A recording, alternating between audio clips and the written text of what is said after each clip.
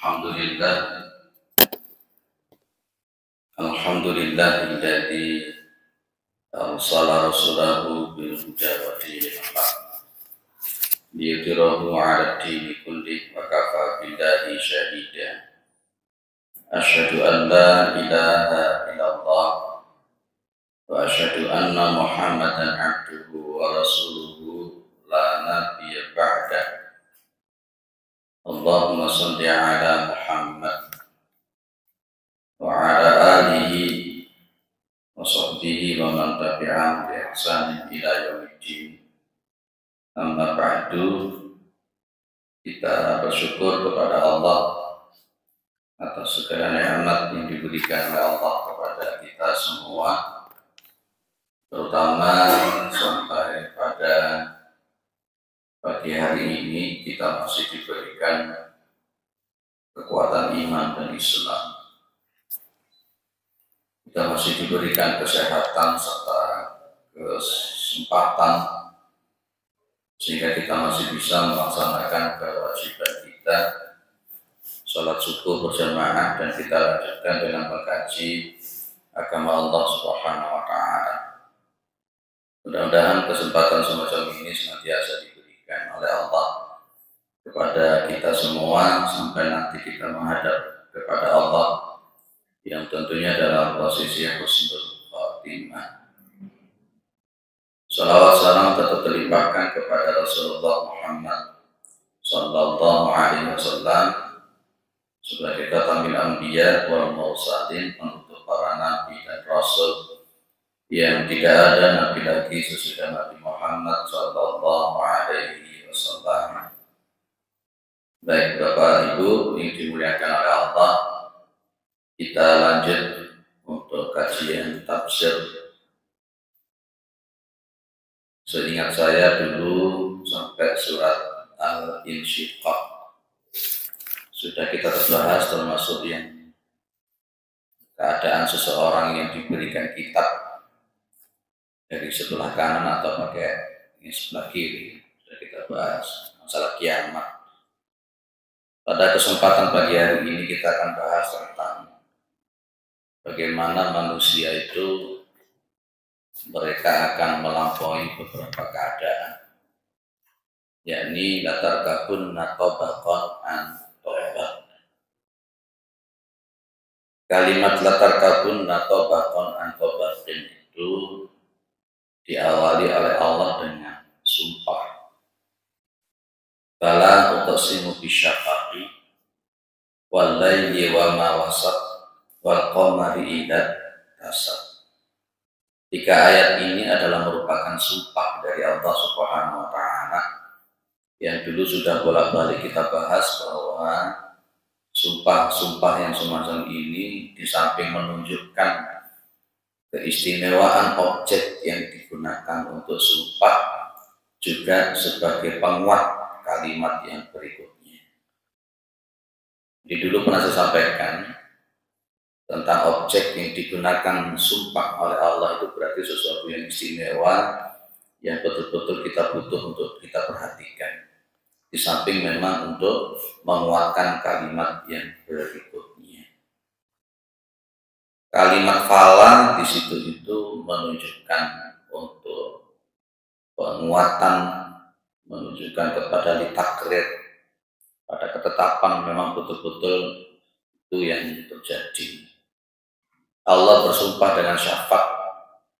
Syafaq itu cahaya merah ketika mau terbenam. Walaili wa ma wasaq. Allah bersumpah dengan malam ketika telah datang menyelimuti bumi. Dan Allah pun juga bersumpah dengan bulan wal qamari idza tasaq.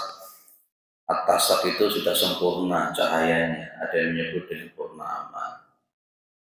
Baik. Latar kabunna tobakon antobak. Tobak di sini ini yang dimaksud adalah hal. Latar kabunna halan an halin.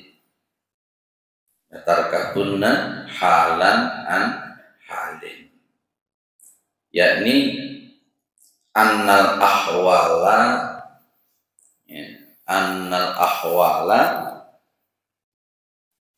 tataghayyaru, di mana sesungguhnya keadaan-keadaan yang dialami oleh manusia itu tataghayyaru, berubah.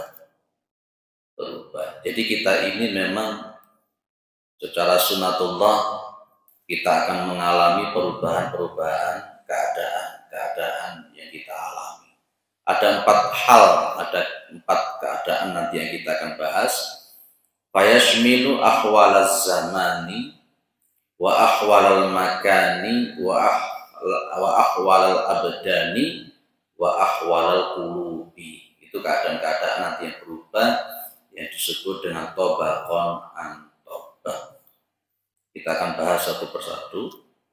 Yang pertama namanya ahwaluz zaman, keadaan zaman, waktu yang berubah. Setiap orang pasti juga akan melalui fase ini. Yang dimaksud dengan ahwaluz zaman yang disebutkan di sini ini bahwa namanya manusia itu di dalam kehidupannya fayaumun yakunu fihi as-sururu wal insyirahu wal isatun nafsi wa yaumun akhar yakunu bil aksi. Ini loh Pak maksudnya. Jadi suatu saat, suatu hari manusia itu di dalamnya dia senang, ya, bahagia. Tapi nanti di suatu hari yang lain nanti dia itu susah. Itu namanya ahwaluz zaman. Setiap orang itu tidak akan lepas daripada susah dan bahagia. Itu tidak ada orang itu yang susah terus, itu tidak ada. Sesuatu nanti dia bisa tertawa, waktu dia itu juga senang. Tapi orang itu juga tidak bisa senang terus. Keadaan sesuai yang diinginkan terus juga tidak bisa. Itulah hidup yang kita sebut dengan ahwaluz zaman. Maka Rasulullah Muhammad SAW itu memberikan isyarat dengan kalimat beliau itu ajaban di amril mu'min, sangat mengherankan di dalam perkaranya orang-orang mukmin. Inna amrahu kullahu lahu khair, bahwa segala urusannya, perkaranya itu bagi dia semuanya bagus, baik. Itu orang mukmin. Laisa dzalika illa lil mu'min. Jadi tidak yang demikian itu kecuali bagi seorang mukmin. Orang mukmin itu memandang semua keadaan yang di dalam dirinya itu selalu baik, positive thinking kepada Allah. Jadi menafikan sikap kita yang suka berundal dan mengeluh. Bagi orang mukmin itu dia nggak suka untuk mengeluh. Bagi seorang mukmin itu dia habiskan, habiskan energi. Itu cuma menghabiskan energi saja, itu kita mengeluh, berkeluh kesah. Memang di dalam Al-Quran itu manusia itu disebut punya karakter keluh kesah, tapi bukan berarti keluh kesah itu diperbolehkan. Kalau kata Nabi Muhammad SAW itu kalau idza asobat mumdarra'u sabar. Orang mukmin itu kalau dia mendapatkan sesuatu yang tidak mengenakan, sabar. Dan kalau dia itu mendapatkan sarra itu sesuatu yang menyenangkan, ya syakar, bersyukur. Jadi tidak ada istilah mengeluh kalau bagi orang Islam.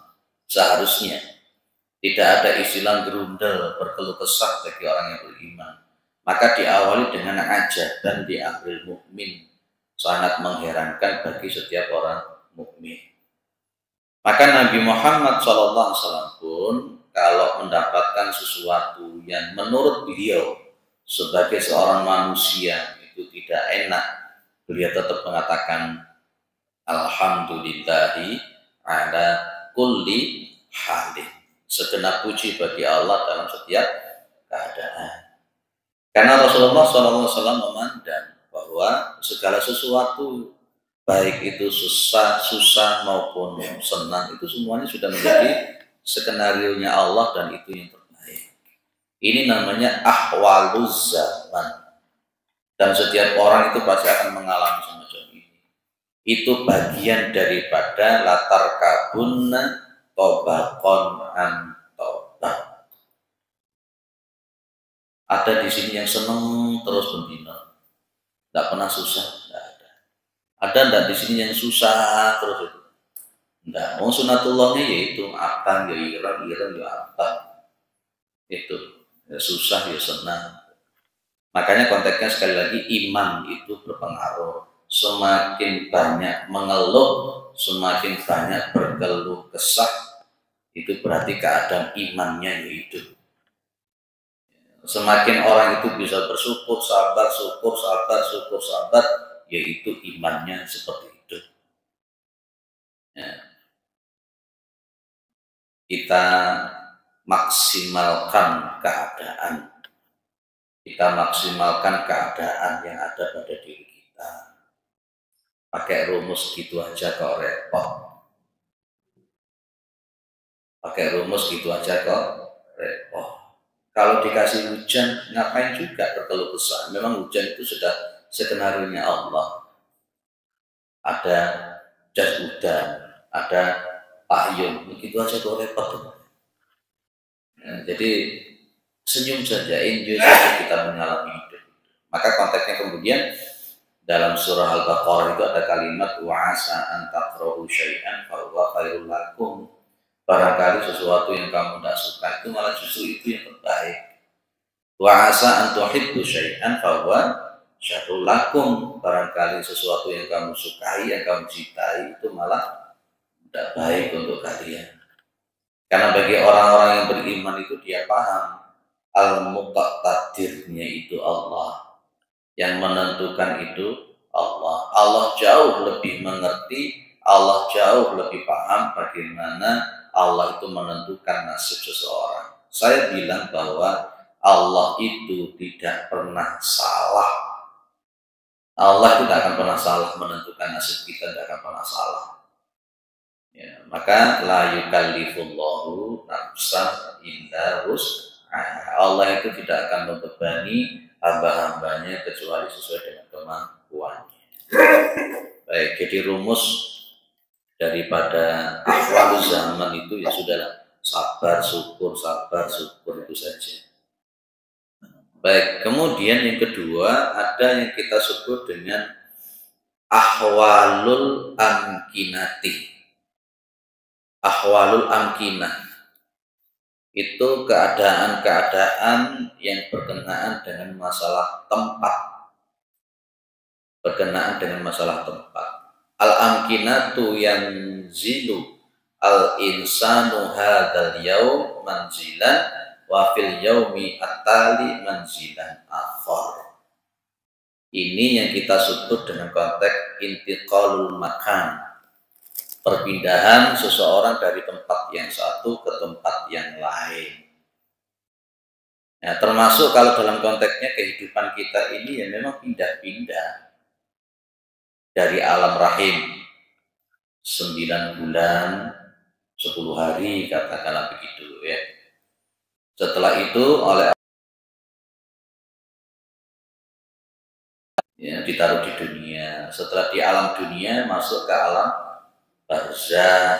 Setelah masuk ke alam barzah baru kemudian masuk ke alam akhirat. Itu fase yang memang harus kita lalui. Saat ini pada fase setelah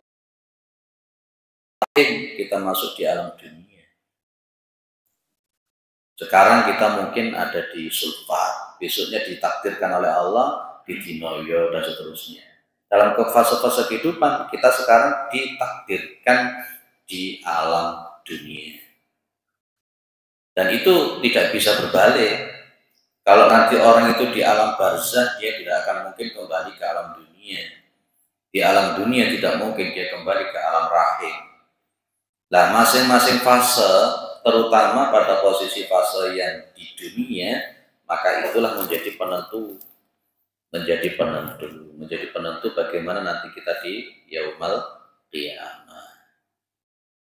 Bapak Ibu yang dimuliakan oleh Allah, maka dari itu bahwa yang namanya kubur Yang namanya kuburan itu al-kuburu laisat hiya akhirul manazil bal hiya marhalatun, dan kubur itu bukanlah akhir tempat seorang manusia, bal hiya marhalatun, bahkan justru dia merupakan marhalah, ya, marhalah, fase-fase yang harus dia lalui. Maka konteksnya ada kalimat alhaakumut takatsur hatta zurtumul maqabir. Cuman zur saja. Apa zur? Zara ya zuru ziaratan. Namanya ziaratan itu kan mengunjungi saja, tidak permanen, dan dia nanti akan meninggalkan itu. Allah menggunakan kalimat hatta zurtumul maqabir, sampai kalian itu berkunjung ke kuburan. Maksudnya pas ketika kalian mati itu, nanti setelah ada kematian ada kehidupan. Kaifa takfuruna billahi wa kuntum amwatan fa ahyaakum tsumma yumitukum tsumma yuhyikum tsumma ilaihi turja'un. Kita itu dari mati kemudian dihidupkan, setelah dihidupkan dimatikan lagi, setelah dimatikan baru dihidupkan lagi. Itu konteksnya juga marhalah-marhalah yang harus kita laksanakan. Clear ya, jadi penentuan jenengan ya ada di dunia ini, marhalah dunia yang nomor 2. Memang ada yang menyebut dunia ini sebagai marhalah yang nomor 3, karena marhalah yang pertama itu di alam roh. Ada yang mengatakan begitu ya. Jadi alam roh, alam rahim, alam dunia, alam barzakh, baru kemudian alam akhirat. Itu perbedaan di dalam konteks memahami saja. Nah, itu namanya apa? Ahwalul amkinati. Kita pasti akan menemui marhalah-marhalah semacam itu. Kemudian yang ketiga ada namanya ahwalul abdan. Ahwalul abdan, keadaan-keadaan seseorang yang ada hubungannya dengan tubuh fisik. Wa man nu'ammirhu nunakishu fil khalqi afala taqilun. Barang siapa yang kami panjangkan umurnya, nunakishu, maka akan kami kurangi. Ya, fil khalqi, di dalam bentuk fisiknya. Itu marhalah yang ketiga, masalah tubuh. Orang itu tidak mungkin cantik terus, itu tidak mungkin. Yang tadinya pipinya kenceng, lama-lama ya kendur. Yang tadi matanya itu tajam, lama-lama ya kabur. Kan gitu Pak. Giginya yang tadi lengkap, lama-lama ya ompong. Itu marhalah abadan. Jenengan ngombe obat kaya ngopo, pakai bahan kimia kayak apa supaya bisa hidup selamanya, ndak bisa. Yang bisa hidup selamanya itu cuma Allah. Kullu man 'alaiha fan wa yabqa wajhu rabbika dzul jalali wal ikram. Jenengan bisa melihat umpamanya surat Rum ayat 54 gitu. Allahul ladzi khalaqakum min dha'fin tsumma ja'ala min ba'di dha'fin quwwatan tsumma ja'ala min ba'di quwwatin dha'fan wa syaiban yakhluqu ma yasha wa huwa al-'alimul qadir. Coba kita lihat, Allah itulah zat yang menciptakan kalian min dha'fin, dari sesuatu yang lemah, yakni tidak bisa apa-apa kita diciptakan dari min sulalatin min tin kalau untuk Adam. Kalau nanti setelah Adam itu ada min ma'in mahin, dari air yang hina, lemah betul. Setelah itu apa? Tsumma ja'ala min ba'di dha'fin quwwatan. kemudian Allah menjadikan dari sesudah lemah menjadi kuat. 120 hari sudah mulai dikasih roh, sudah mulai nanti bentuk dagingnya, lahir sudah punya tulang, sudah bisa bergerak sendiri, bisa melumah, mengkurap, ongkong-ongkong, berangkat, terantanan, lari dan seterusnya. Itu fase-fase namanya ahwalul abdan. Setiap orang pasti mengalami ini. Dan nanti setelah kuat, tsumma ja'ala min ba'di quwwatin dha'fan wa syaiban. Kemudian Allah menjadikan ya setelah kuat tadi itu min ba'di quwwatin ya dha'fan, jadi lemah lagi. Syaibah itu jadi tua. Biar iso ngangkat 10 kilo, saya ingin ngangkat 2 kilo, sudah karuan. Itu yang harus kita sadari, dan ini merupakan fase, dan ini merupakan bentuk rahmat dan rahimnya Allah juga, supaya jenengan eling. Iya, aku kate mati. Iya, saya itu mau meninggal, wis mampu lemah. Nah, kalau orang itu sudah oleh Allah ditunjukkan rambutnya sudah mulai putih, sikap sadar-sadar itu terlalu. Ya, sudah mulai meninggalkan dunia hitam, sikap sadar-sadar itu terlalu model begini. Itu rahmat dan rahimnya Allah. Jenengan mau ngotot jadi kuat terus lho ra iso. Jenengan masih tetap muda ra iso, sampai rambutnya disembir-sembir bareng nyapo gitu. Dong-dongi disembir rambutnya tadi ireng tapi gak tahu sholat. Auzubillah min dzalik. Makanya saya itu jenggotku putih ini ya sekian, aku ya kayu ya bingung. Sebagai bentuk kita itu ahwal abdannya itu kita perlu sadar. Ya, wa man nu'amiruhu nunakisu fil khalqi. Tuh. Jadi sudah 3 keadaan yang kita bahas. Ada apa tadi? Yang pertama adalah ahwaluz zaman. Ya seneng, ya susah, tapi manusia mukmin semuanya baik, sabar, syukur. Yang kedua, ahwalul amkinah, al-amkinah. Jadi keadaan-keadaan yang berhubungan dengan tempat, mulai dari rahim, dunia dan sebagainya. Dan kemudian yang ketiga, ahwalul abdan, yang berkenaan dengan masalah fisik. Ya. Jenengan insya Allah di sini sudah usianya di atas 40-50 ya. Ada yang masih usianya 20 tahun ya. 20 tahun lebih, lebih piro gitu. Kalau saya mengatakan Bapak, Ibu, kalau kita ini orang tua, kalau saya masih muda ya. Kalau orang itu sudah tua kok sregep ning masjid itu biasa. Mampu lemah, no. Tapi ada orang tua gak rajin ke masjid itu terlalu sudah. Betul itu, saya bilang begitu Bapak kalau ratib. Kalau ada anak muda itu dia rajin ke masjid, hebat itu. Ada anak muda yang rajin ke masjid itu hebat. Tapi memang rata-rata di masjid-masjid itu sintek kolek subuh begini ya sing tua-tua ya. Ya, kadang leatan sampai dowe-dowe itu sampai sing enom sing atan nanti sing nom-nom gitu.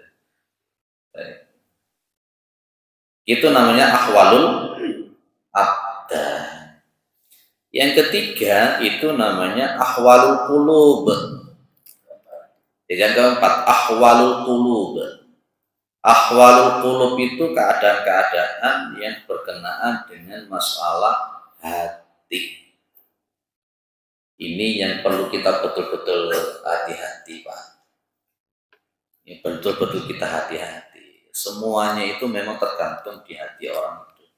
Ala fil jasadi mudghatan wa idza saluhat saluha jasadul kullu wa idza fasadat jasadul kullu. Ala wahyal qalbi. Hati itu makanya Kanjeng Nabi Muhammad sallallahu alaihi wasallam itu kalau berdoa itu Masya Allah, apa doanya beliau itu? Allahumma ya muqallibal qulub tsabbit qalbi ala wahai zat yang membolak-balik hati, tetapkanlah hati ini supaya tetap istiqomah menjalankan agama. Yang keempat ini merupakan min a'dhamil ahwali al-arba'. Ahwalul qulub ini termasuk keadaan yang paling besar dibandingkan dengan keadaan yang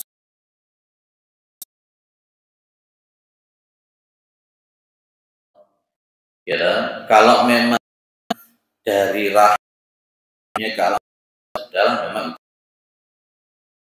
senang susah mungkin kita bisa menghadapi. Tapi kalau hati bisa berubah,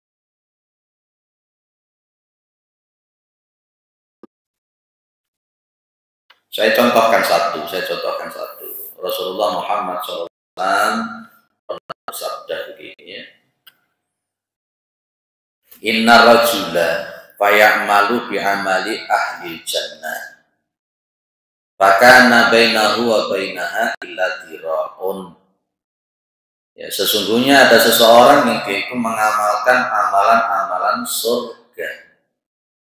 Ya, fakana bainahu wa bainaha illa dira'un, dan antara dia dengan surga itu tinggal satu dira', satu depa, misalnya begitu ya.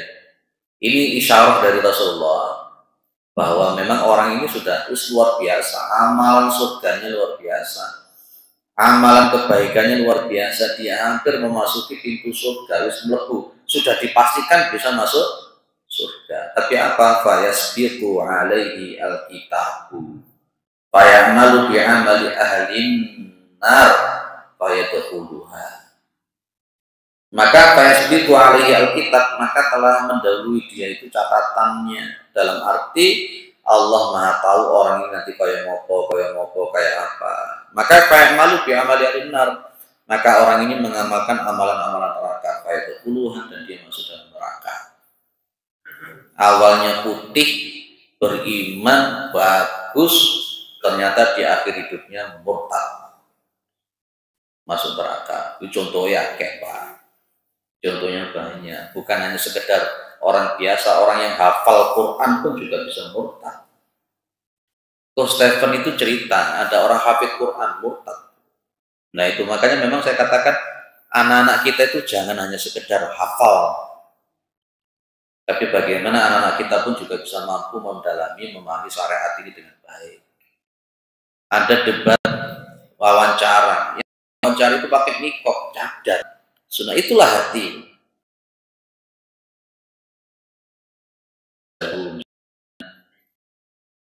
Fatimah atau Rasul Fatimah.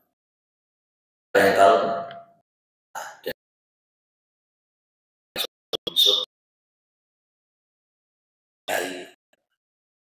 Tinggal dua kafir. Nabi Musa, Bala'am bin Bawrah, pernah saya ceritakan di sini ya. Bala'am bin Bawrah itu adalah muridnya Nabi Musa yang kitab Taurat, Bani Israel belajar kepada laki, langsung dibimbing oleh Nabi Musa agar harta. Dia akhirnya melawan Nabi Musa, dan itu namanya dulu. Dan sebaliknya kata Nabi, ada orang itu bi'amali benar. Ada seseorang yang itu mengamalkan amalan-amalan, fakana bainahu wa bainaha ila dira'un, sehingga jaraknya dia dengan neraka itu tinggal sehasta, satu depa. Maka fayasbiqu alaihi alkitab fayamalu bi'amali ahli jannah fayadkhuluha. Maka dia itu kemudian mengamalkan amalan-amalan surga, dan kemudian dia masuk ke dalam surga. Yang kita sangka dia masuk neraka lebih baik, yang tadi kita sangka, kita don bahwa dia nanti masuk surga, malah justru di akhir-akhir hidupnya malah kafir. Ini wajar. Makanya saya bilang, ojo dadi wong kemelinti, ojo dumeh wis nglakoni sholat akeh. Orang yang sholatnya kuat itu belum tentu husnul khotimah, apalagi yang tidak kuat sholatnya. Wong yang ngaji seperti ini kadang-kala belum paham apa mana sehingga ngaji. Sing ngaji nyomatet gawedhu kadang-kala sik lali apa mana sehingga nyatet apa mana sing turu merem. Ambil senden sembojong merem mantuk-mantuk. Engko meneh ditakoni, apa ngajine mau? Engko wis pokoke aku teko. Lah piye ngaji apa ndak ya aku turu. Ya, itu akhwalul qulub Pak. Nah, ini paling berbahaya masalah akhwalul qulub ini. Dan kita tidak pernah paham. Dan dulu juga pernah saya sampaikan ada orang itu casingnya bagus ya. Casingnya bagus. Tapi akhwalul qulubnya tidak benar. Makanya dulu pernah saya bilang ada orang yang ruku, ada orang yang sujud, tapi Allah dia sebagai orang munafik, sebagai orang kafir, sebagai orang musyrik. Apanya yang mempengaruhi Pak? Ahwalul qulubnya itu. Ahwalul qulubnya itu. Maka Nabi pernah bilang, iyyakum wa khusyu'an nifaqi. Iyyakum wa khusyu'an nifaqi. Apa maksudnya? Takutlah kalian itu kepada khusyuknya orang-orang munafik. Wah, khusyuk deh ya. Tapi sebenarnya munafik. Hati-hati. Hati-hati. Baik, sudah ada 4 keadaan. Itulah maksud dari latar kabunna tobakon an tobak. Ya, mudah-mudahan 4 keadaan ini bisa kita maksimalkan dengan baik, terutama ahwalul qulub yang nomor 4. Kita takut kalau ahwalul qulub kita itu hati kita itu keras. Kalau hati kita sudah keras, kalau hati kita sudah mati, nah itu yang berbahaya betul Pak.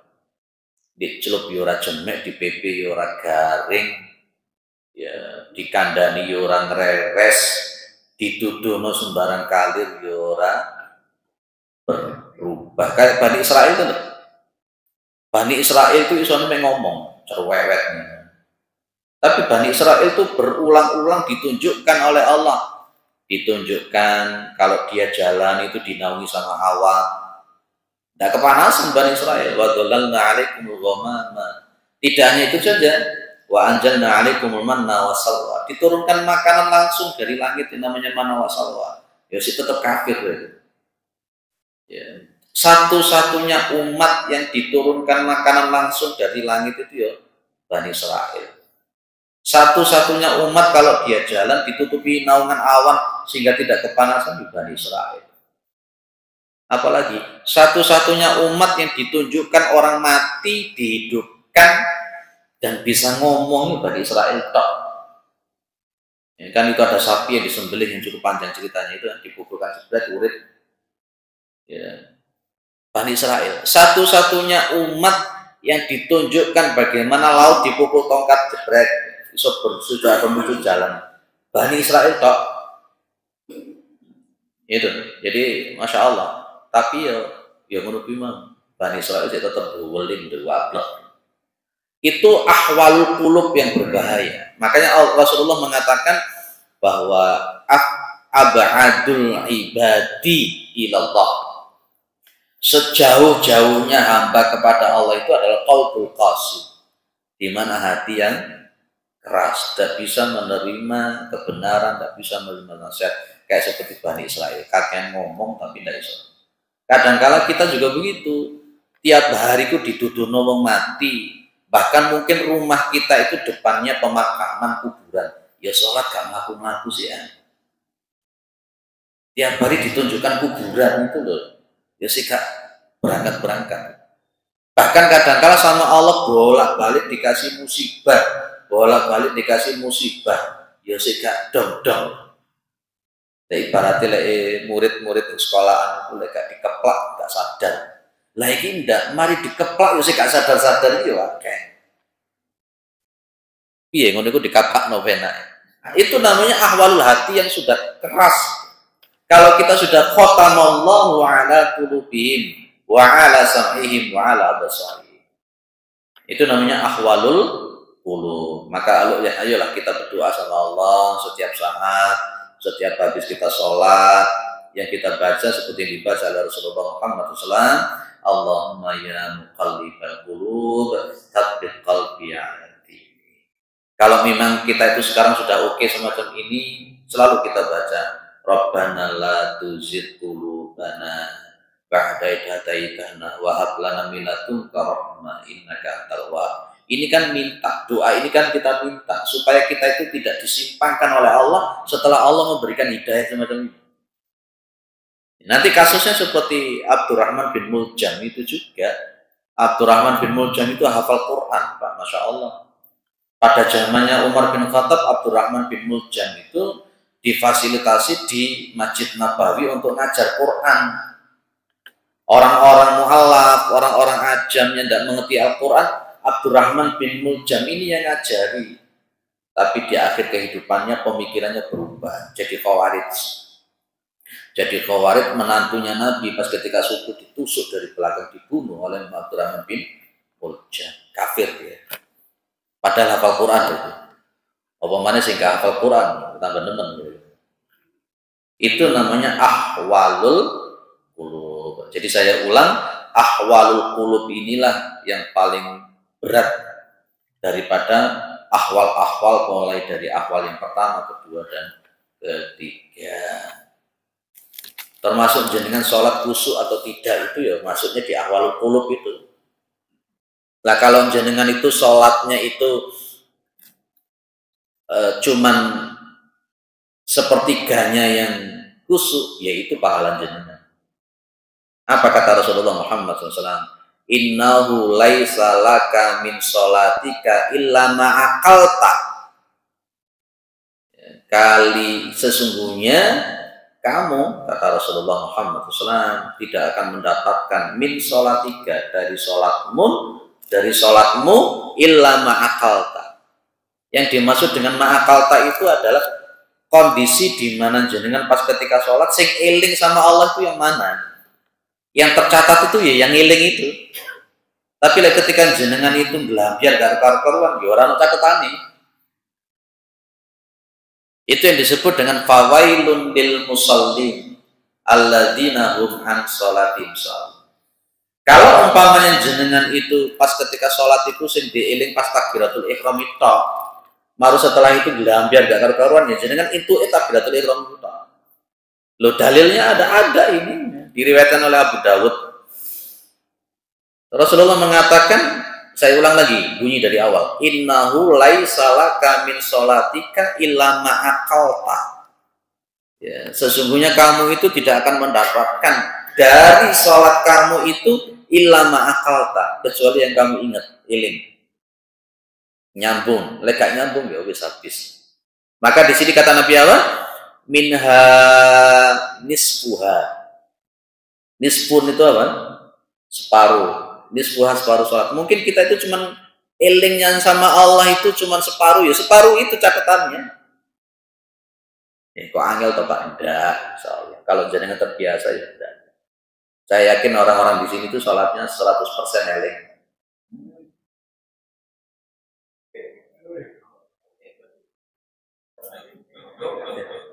Makanya konteksnya Nabi bilang apa?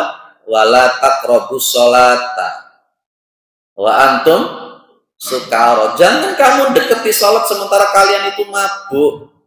Jenengan kita ini mungkin tidak mabuk, tapi kondisinya seperti orang mabuk.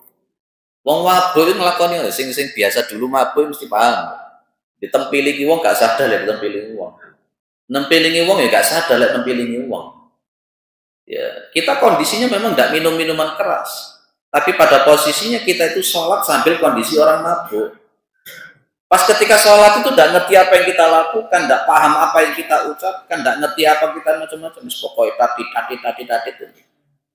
Ada orang itu pas eling sama Allah separuhnya. Apa kata Nabi lagi? Sulusuha, sepertiganya. Isruha, khamsuha, sepersepuluhnya, seperlimanya, atau bahkan mungkin belas kailing sama Allah. Sing dieling mek duit toh.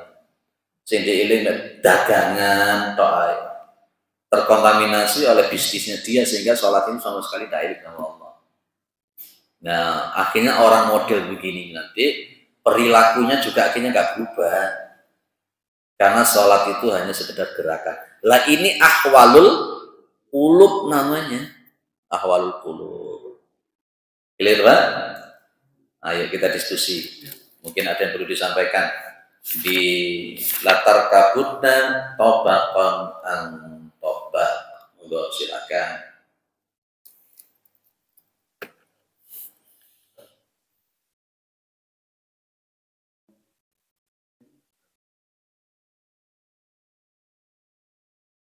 Gimana Pak?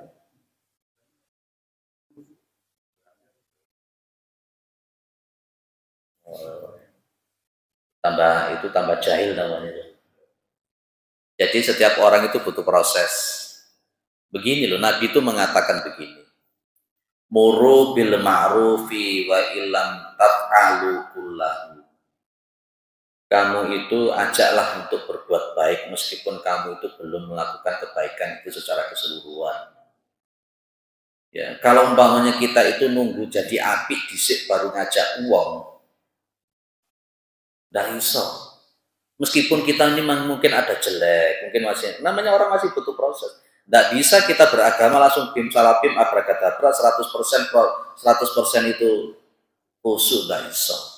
Nggak apa-apalah, mungkin diawali 1% dhisik, 2% dhisik, 3% dhisik, nanti lama-lama kan bagus. Sama dengan orang-orang Jumatan itu loh.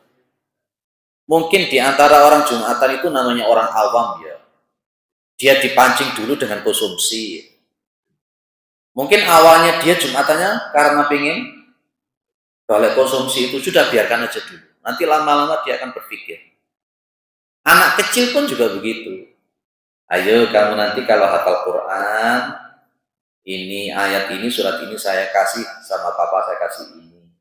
Mungkin awalnya dia menghafalkan Quran karena pengen ribet gitu dulu. Tidak apa-apa, nanti lama-lama dia akan berubah. Sambil kita masuk. Orang yang gara-gara takut tidak khusyuk kemudian sama sekali nggak sholat, itu orang jahil. Itu terkena subhatnya iblis. Sama orang begini, saya tidak sholat ke masjid lah, takut teriak saya. Akhirnya tidak ke masjid gara-gara takut teriak. Justru dia tidak ke masjid karena takut riya itu sendiri pun juga perbuatan riya juga. Karena dia takutnya kepada manusia. Sudahlah, ayo jalankan dulu meskipun belum khusyuk, jalan dulu. Saya sampaikan tentang masalah itu tadi kan supaya jadi motivasi kita belajar untuk lebih khusyuk lagi. Bukan berarti baru aku wedi, aku gak khusyuk, gak sholat pisan lah ngono. Repot. Ya. Nanti akhirnya jadi apa ya enak ya, banyak jodoh-jodoh macam gitu ya Pak ya. Jadi jangan seperti itu, tidak apa-apa lah. Awal-awalnya mungkin kita seperti itu, pelan latihan pembiasaan, lama-lama kan bisa bagus. Kalau sekarang sepertiga, nanti jadi 2/3 khususnya, nanti jadi 3/3, itu loh Pak proses. Baik, jaringan khususnya berapa persen Pak? Enggak mesti, kadang kala 100%. Biasanya lepas utang itu rada busuk. Tapi lepas utangnya gak ono, kadang males nang masjid. Ada yang lain monggo. Nggih.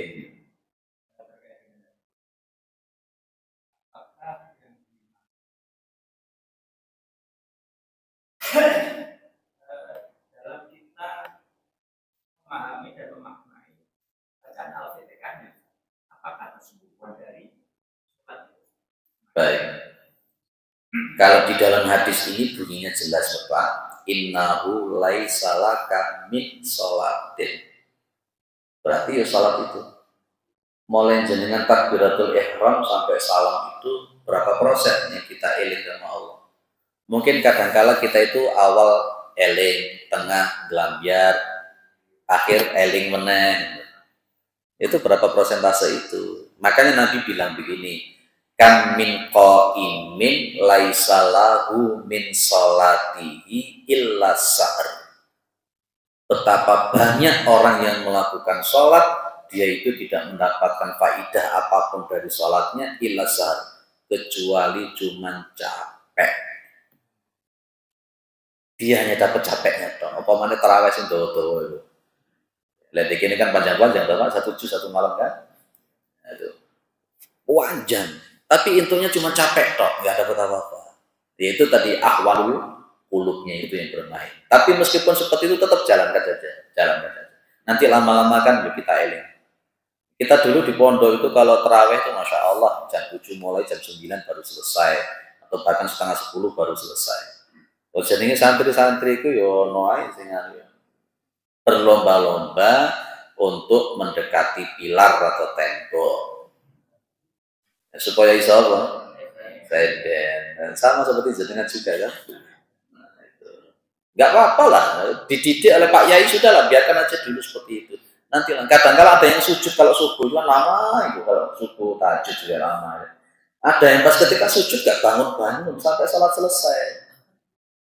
Keturun, tertidur sambil sujud, ya dibiarkan aja dulu sama Pak Yai. Sudahlah, memang itu proses. Itu proses dulu. Itu ya Pak ya. Ya, jadi itu yang dimaksud min sholatin. Jadi bukan hanya dalam konteks Al-Fatihah saja. Maka nanti dulu pernah saya sampaikan dulu ya, dulu pernah masih ingat ya. Kalau kita masuk ketika kita sholat itu ada 6 komponen seharusnya ada. 6 harusnya ada kalau kita sholat. Masih ingat Pak? Lali wis. Yang pertama namanya hudurul qalbi. Hudurul qalbi itu artinya eling, hatinya nyambung sama Allah. Yang kedua, kalau di dalam sholat itu seharusnya ada namanya ta'zim, mengagungkan Allah. Memang kita betul-betul berhadapan dengan yang maha kuasa, yang maha agung, maha besar. Kemudian yang ketiga ada namanya tafhim. Dalam sholat itu kita perlu ada paham apa yang kita baca, paham dengan siapa kita berhadapan, paham dengan gerakan-gerakan yang kita lakukan, itu tafhim. Yang nomor 4 itu ada namanya khauf, punya rasa takut di hadapan Allah. Yang nomor 5 itu ada namanya roja. Roja itu apa? Mengharap. Dan kemudian yang nomor 6 itu ada haya. Haya itu isin, duwe rasa isin, malu kepada Allah. Ini seharusnya 6 komponen ini kalau kita sholat itu ada. Insya Allah kalau komponen 6 ini ada, enak betul kita itu. Pas ketika kita baca ayat Al-Quran, paham. Ketika kita sujud, paham apa sih sujud itu. Pas ketika kita ruku, paham ruku itu apa. Itu seharusnya begitu. Dan insya Allah kalau yang semacam ini nanti akan terbantu untuk lebih khusyuk. Insya Allah terbantu untuk lebih khusyuk. Pak, saya tidak paham, tidak ngerti bahasa Arabnya. Setidak-tidaknya akidah dan memahami mengenal Allah itu pun juga sudah bisa memahami kita. Di kajian ibu-ibu di Permata Jingga sana itu pernah saya diminta, Ustadz minta untuk ngisi ngaji tentang masalah mengenal Allah namanya ma'rifat. Nah, itu pun juga begitu, ranah-ranah ma'rifat mengenal Allah itu juga bisa untuk salah satu jalan untuk kita bisa lebih khusyuk lagi kepada Allah Subhanahu wa Ta'ala. Baik, itu jawaban saya, panjang kan lebar. Cukup? Nggih. Oh ya. Jadi pengalaman ya. Semua orang juga akan mengalami yang sama. Kita itu awalnya niatnya bismillah aku sholat karena Allah tok wis. Lah kok ternyata di tengah-tengah sholat muncul pas kebetulan mertuanya teko, istrinya teko. Di tengah-tengah yang tadinya niatnya karena Allah, tiba-tiba di tengah jalan itu kemudian mertuaku teko, terus aku sholat aku kusuk-kusuk nih. Ini namanya hadis nafsi. Hadis nanti kan ada 6, ada berapa? Ada hadis, ada khotir, ada hadis nafsi, ada ham, ada azm. Masih ingat gak? Lali bisa. Kalau yang namanya hadis itu lintasan di dalam hati dan akal kita melintas red. Gitu. Kalau namanya khotir itu lintasan di dalam hati yang sudah mulai dibayangkan, sudah terbayang. Yang ketiga, kemudian ada namanya hadisun nafsi. Hadisun nafsi itu sudah mulai sesuatu yang melintas di dalam hati atau akal, dan kemudian sudah ada sesuatu di dalam hati kita untuk dilakukan atau tidak. Tak lakoni apa ora, tak lakoni apa ora, itu namanya habisun nafsi. Kemudian ada yang namanya ham. Ham itu lintasan-lintasan di dalam hati yang sudah mulai terbayang, dan kemudian sudah muncul perkataan-perkataan dilakukan apa tidak, tapi ranah untuk dilakukan prosentasenya lebih besar daripada tidak melakukan. Nah, yang paling tinggi namanya azm. Azm ini sudah berubah menjadi sebuah keinginan dan tekad 100% itu dilakukan. Ketika jenengan sholat tiba-tiba muncul seret, itu namanya khotir. Itu yuwas wisufi sudu rina hubungannya itu. Kalau itu jenengan turuti, nanti akan berubah menjadi ham dan azm. Ya, tapi kalau jenengan tidak turuti, cut. Maka yang bagus kata Nabi, begitu ada muncul seperti itu langsung cut. Jenengan niatnya sudah inamal amalu biniatnya, niat bismillah karena Allah. Di tengah-tengah jalan akhirnya muncul, oh, aku tak sholat sing apik dan dipuji sama orang. Lah itu bisikan was-was, itu khotir. Langsung harus di-cut, seret. Kalau tidak di-cut lama-lama akan jadi ham dan azm, nanti jadi riak bener.